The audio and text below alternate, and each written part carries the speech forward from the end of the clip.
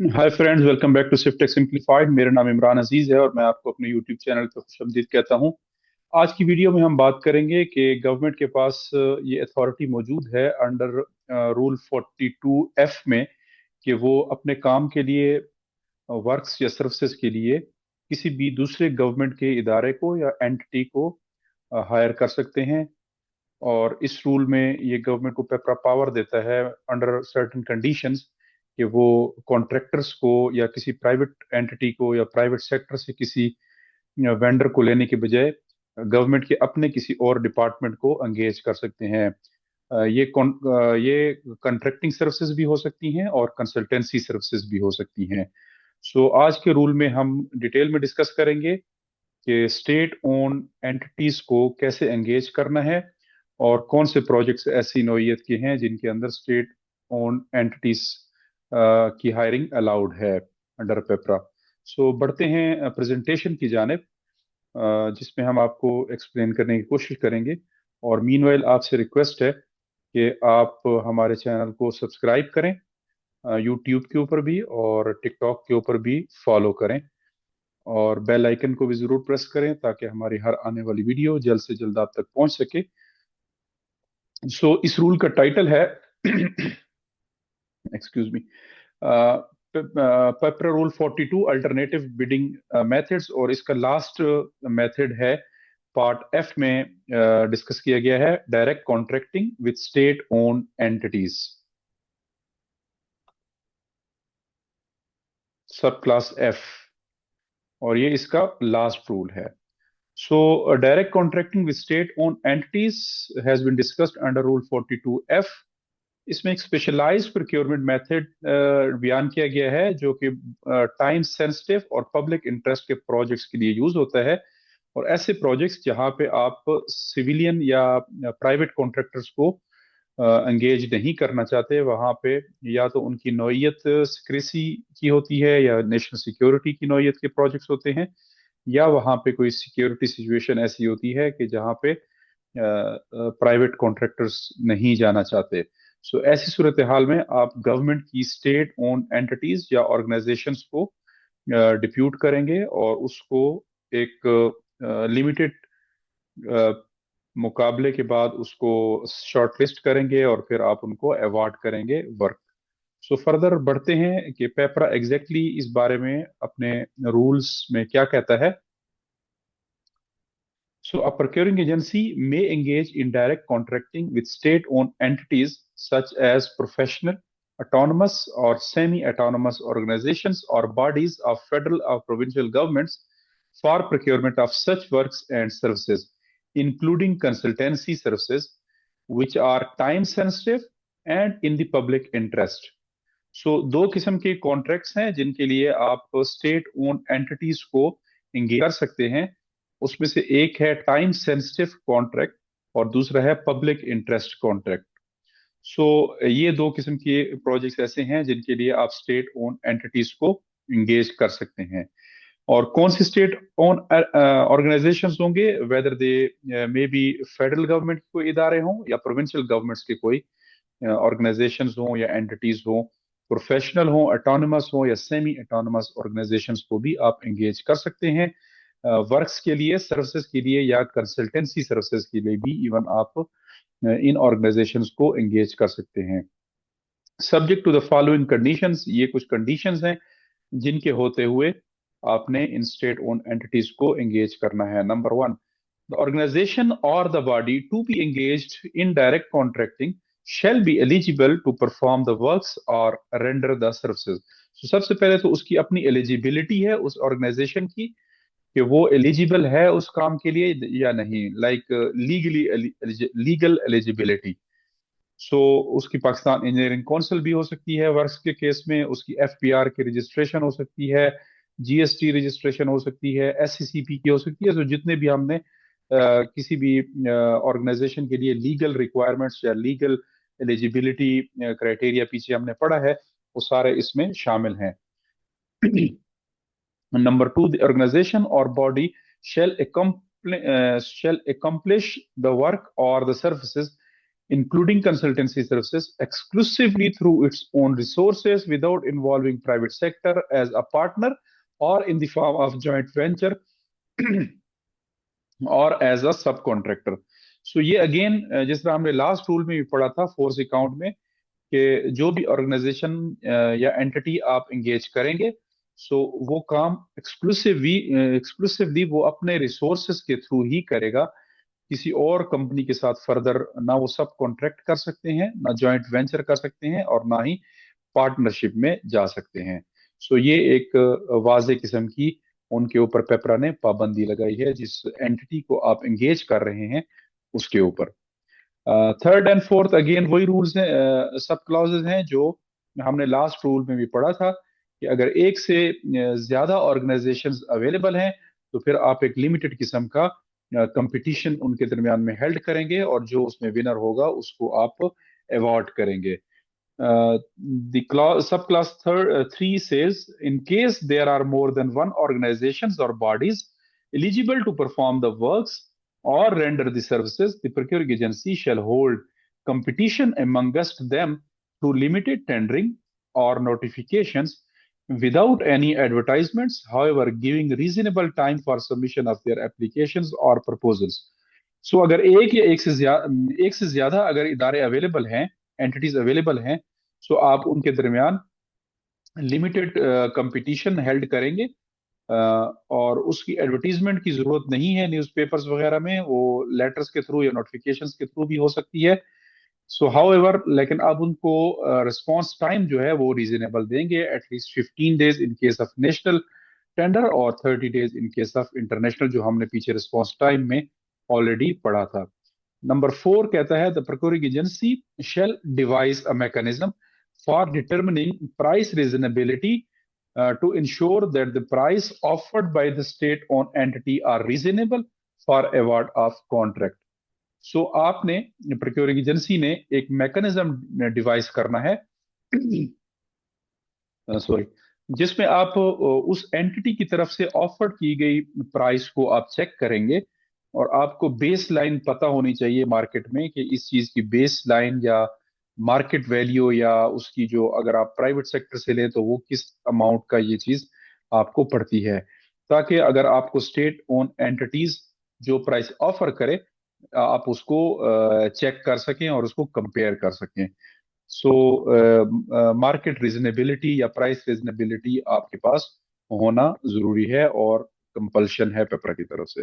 सो ये टोटल 4 किस्म की कंडीशंस हैं जिनके होते हुए आप स्टेट ओन एंटिटीज को एंगेज कर सकते हैं. सो क्विकली इसको सिंप्लीफाई करेंगे. सिंपल हमने 3 बातें पढ़ी हैं. Direct contracting with state own entities under rule 42 has been covered, जिसमें आप वर्क सर्विसेज और कंसल्टेंसी सर्विसेज तीनों के लिए इन एंटिटीज को यूज कर सकते हैं. ये टाइम सेंसिटिव और पब्लिक इंटरेस्ट के प्रोजेक्ट्स के लिए ही इस्तेमाल होती है ये क्लॉज या ये मेथड.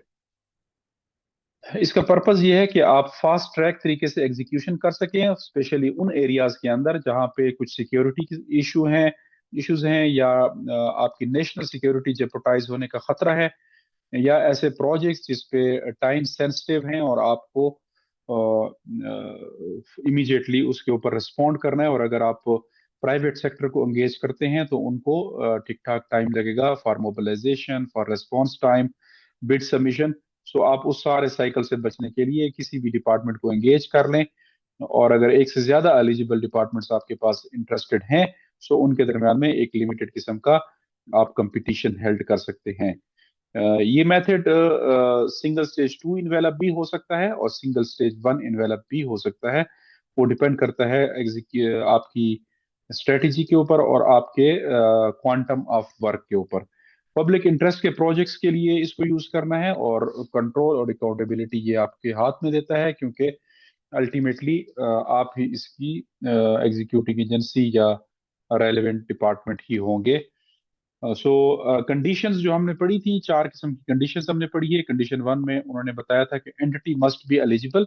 सबसे पहले आपने डिपार्टमेंट की एलिजिबिलिटी चेक करनी है और फिर उसकी कैपेसिटी एनालिसिस भी करना है कि जो वो वर्क आप दे रहे हैं क्या उनके पास उतना ही पर्सनल इक्विपमेंट وغیرہ اویلیبل ہے، ان کی ٹیکنیکل کیپیبلٹی کتنی ہے، فائنینشیل کیپیبلٹی کیسی ہے، so whether they are capable enough to execute that work, اور یہ چیزیں آپ نے آف کورس ٹیکنیکل کوالیفیکیشن میں ہی چیک کرنی ہے۔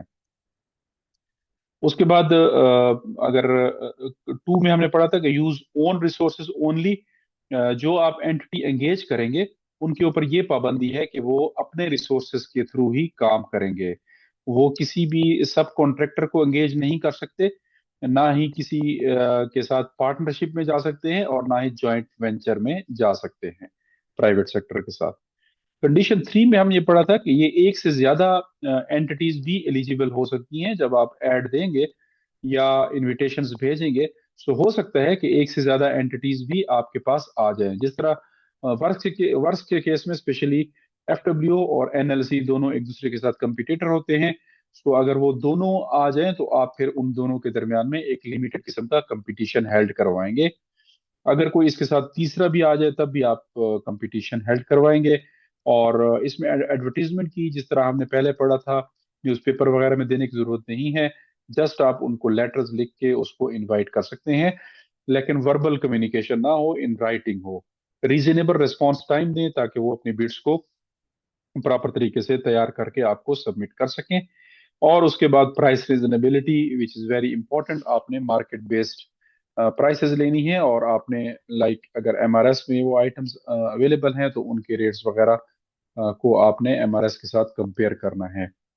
سو کی پروویژنس اس رول کی، only state owned entities are allowed, یہاں پہ پرائیویٹ سیکٹر یا کانٹریکٹرز وغیرہ الاؤڈ نہیں ہے، اور نہ ہی کوئی بھی کمپنی یا کنسلٹینسی جو پرائیویٹلی اونڈ ہے وہ الاؤڈ ہے اس رول کے اندر۔ کنسلٹنٹ بھی آپ ایسا لیں گے جو اٹانومس ہو یا سیمی اٹانومس ہو یا آپ کے پاس گورنمنٹ اونڈ ہو۔ اس رول کے سکوپ میں تینوں چیزیں کورڈ ہیں، ورکس بھی کور ہیں، کنسلٹنسی سروسز بھی کورڈ ہیں، اور کسی قسم کی اور سروسز بھی اس میں کورڈ ہیں۔ گورنمنٹ ٹو گورنمنٹ کانٹریکٹنگ اس میں عموماً کی جاتی ہے، اور اس کو جی ٹو جی کانٹریکٹنگ بھی کہا جاتا ہے۔ اگر ان کیس آف کنسلٹنسی ہے تو فار ایگزامپل نیسپاک کنسلٹنٹس ہیں تو ان کو آپ ڈائریکٹلی انگیج کر سکتے ہیں اس کلاس کے انڈر۔ ورکس کے کیس میں سمپل ایگزامپلس میں نے دی ہیں ایف ڈبلیو کی اور این ایل سی وغیرہ کی۔ فاسٹر ایگزیکیوشن ہوتی ہے چونکہ گورنمنٹ کے اپنے ادارے ہوتے ہیں، اس میں ان کے اوپر باقی معاملات نہیں ہوتے، فائنانسز وغیرہ کے ایشو نہیں ہوتے، ورک فورس کے ایشوز نہیں ہوتے، سو وہ امیڈیٹلی موبلائز بھی ہو سکتے ہیں، اور ایگزیکیوشن بھی کوئکر ہو سکتی ہے۔ کنٹرولڈ انوائرمنٹ میں چیزیں رہتی ہیں، ریڈیوسڈ مارکیٹ کمپٹیشن، سو ایگزیجریٹڈ پرائسز وغیرہ سے بھی آپ بچ سکتے ہیں۔ وین ٹو یوز ایسے ایریاز کے اندر جہاں پہ ٹائم سینسٹیو پروجیکٹس ہوں، یا سیکیورٹی نیچر کے پروجیکٹس ہوں، یا لا اینڈ آرڈر کی سچویشن وہاں پہ اچھی نہ ہو، تو ایسے ایریاز کے اندر اگر آپ نے ورک ایگزیکیوٹ کروانا ہے تو آپ اسٹیٹ اون اینٹیز کو موبلائز کریں گے، یا ایسی کنسلٹینسیز کو جو گورنمنٹ اونڈ ہو، تاکہ امیڈیٹ آپ کو ریسپانس ہو۔ اس میتھڈ کی لیمیٹیشنز میں سب سے بڑی تو یہ ہے کہ چونکہ کم اس میں پارٹیسپینٹس ہوتے ہیں، لمیٹڈ کمپٹیشن ہوتا ہے، ٹرانسپیرنسی وغیرہ کے چانسز کم ہوتے ہیں، اور فیوریٹزم یا پرائس کنسرنز وغیرہ یا ہائی آرڈر سیکورٹی کے ایشوز آپ کو زیادہ فیس کرنے پڑ جا سکتے ہیں۔ رسک اس میں انوالو جو ہیں کہ اوور پرائسنگ آ سکتی ہے، لہٰذا جو کمپٹیشن کی ہم نے بات کی تھی، یا مارکیٹ ریزنیبلٹی کی، پرائس ریزنیبلٹی کی، تو وہ آپ کو اس چیز سے بچائے گی۔ وہ آپ کے پاس اگر پرائسز ہوں گی so you can compare the rates offered by the state owned entities with those available rates۔ lack of transparency، favoritism اور inefficiency اس کے موٹے موٹے رسکس ہیں۔ آڈٹ کمپلائنس بھی ضروری ہے، ایلیجیبلٹی ویریفائی کریں آڈیٹرز کے لیے بھی، اور آڈیٹر خود بھی اس کو چیک کریں گے کہ ویدر وہ جو ایس ای او ہے وہ ایلیجیبل تھا یا نہیں۔ نو سب کانٹریکٹنگ اس کو الاؤڈ نہیں ہے، اور اگر وہ کرتے ہیں تو آپ کے اوپر یہ آڈٹ پیرا آئے گا۔ پرائس ریزنیبلٹی کی ڈاکومنٹیشن کریں، کوٹیشنز وغیرہ لگا کے اپنے ساتھ فائل میں رکھیں، اور پراپر ریکارڈ کیپنگ کریں۔ کامن پرابلمس جو پاکستان میں دیکھے گئے ہیں، weak price analysis, mainly exaggerated prices offer کی جاتی ہیں، ایس او ایز کی طرف سے، اسٹیٹ اون اینٹیز کی طرف سے، اور اس لیے آپ کے پاس مارکیٹ پرائسز ہونا اور بیس لائن ہونا بہت ضروری ہے. کمپٹیشن اس میں اگنور کرنا یہ بھی ایک کامن پرابلم ہے، اور اگر ایک سے زیادہ آ جائیں گے تو آپ نے ڈیفینیٹلی ایک لمیٹڈ کمپٹیشن ہیلڈ کروانا ہے. انفارمل سب کانٹریکٹنگ بھی اس میں نوٹس کی گئی ہے، اکثر کرتے ہیں، سو اس کے اوپر آپ نے چیک رکھنا ہے، اور ڈاکومنٹیشن بھی آپ کی اسٹرانگ ہونی چاہیے. یہ رسک میٹیگیشن ٹولز ہیں جو ہم نے پیچھے رسک پڑھے تھے، ان سے آپ کو یہ چیزیں بچائیں گی. اگر اسٹرانگ پرائس ایولیویشن سسٹم آپ کے پاس ہے، اور اگر آپ نے مارکیٹ بیسڈ انالیسس کیا ہے، سروے کیا ہے، ایم آر ایس وغیرہ کو کمپیئر کیا ہے، so you are good to go. Otherwise پھر آپ کو آڈٹ آبجیکشن آئے گی. پراپر ڈاکومنٹیشن ہونی چاہیے، اور ڈاکومنٹیشن اچھی اور اسٹرانگ ہی آپ کا فرسٹ لائن آف ڈیفینس ہوگا. ٹرانسپیرنٹ سلیکشن ہونی چاہیے، انٹرنل آڈٹس کرنے چاہیے، اور جسٹیفیکیشن آپ کی اسٹرانگ اور کلیئر ہونی چاہیے. پروکیورنگ اینٹیز کو چاہیے کہ یوز اونلی وین جسٹیفائڈ. یہ میتھڈ تبھی یوز کریں جب آپ کے پاس کلیئر ارجنسی ہو، سیکیورٹی ایشوز ہوں، نیشنل سیکیورٹی وغیرہ کا خطرہ ہو، ادروائز نہ کریں. Ensure competition when required. جب ایک سے زیادہ آپ کے پاس آفر آ جائیں تو آپ نے آف کورس اس کا کمپٹیشن ہیلڈ کرنا ہے. پرائس میکنزم آپ نے ڈاکومنٹ بھی کرنا ہے، اور آپ نے ویریفائی بھی کرنا ہے مارکیٹ سے، اور پرفارمنس مانیٹر کرنی ہے ان کی. ایس او ایز کے اوپر کچھ ذمہ داریاں طے ہوتی ہیں، اور پیپرا ان کے اوپر بھی ڈالتا ہے.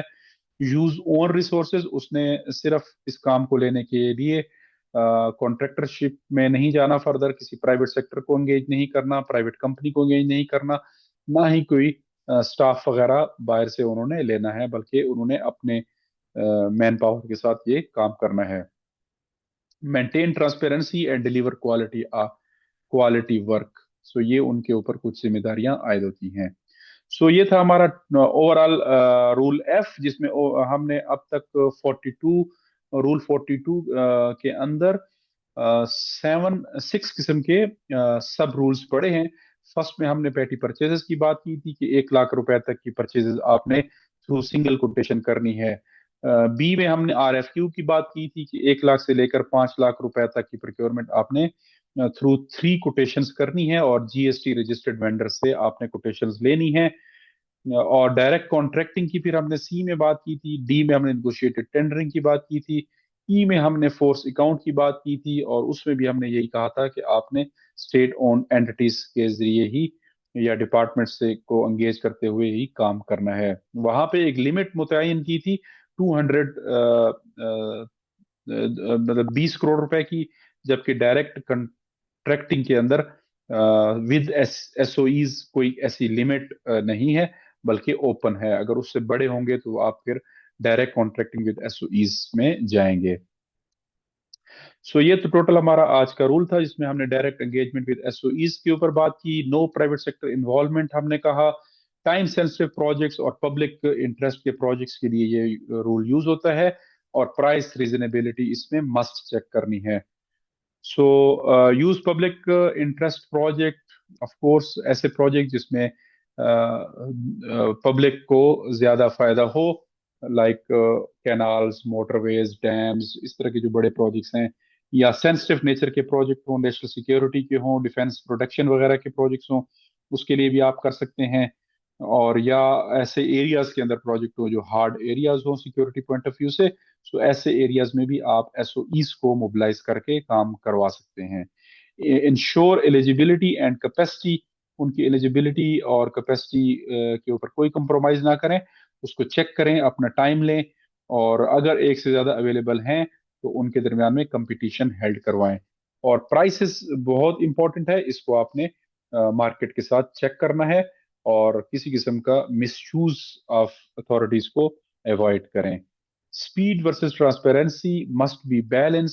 آف کورس یہ رول آپ کو اسپیڈ بھی دے گا، لیکن دوسری طرف آپ نے ٹرانسپیرنسی کا بھی خیال کرنا ہے. پرائس جسٹیفیکیشن اس میں کافی کریٹیکل ہے، اور اس میں دیکھا گیا ہے کہ ایگزیجریٹڈ پرائسز بہت زیادہ آفر کی جاتی ہیں، چونکہ کمپٹیشن نہیں ہوتا، سو وہ اس میں ایگزیجریشن میں جاتی ہیں ایس او ایز. سو آپ نے پرائس ریزنیبلٹی ضرور چیک کرنی ہے. سو یہ تھا ہمارا اوور آل آج کا لیکچر. और दिस कंक्लूड्स रूल 42, जिसमें हमने अल्टरनेटिव मेथड्स ऑफ प्रोक्योरमेंट की बात की है।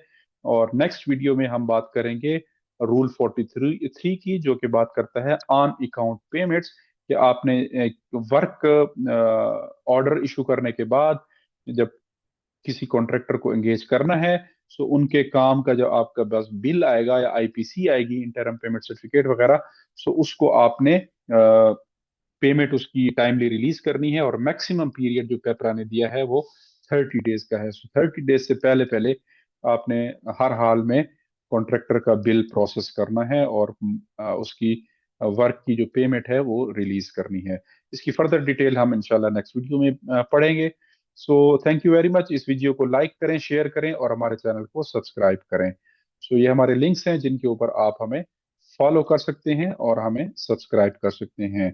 सो थैंक यू, और नेक्स्ट वीडियो तक के लिए अपना और अपने प्यारों का ख्याल रखें। And have a good day. Good bye.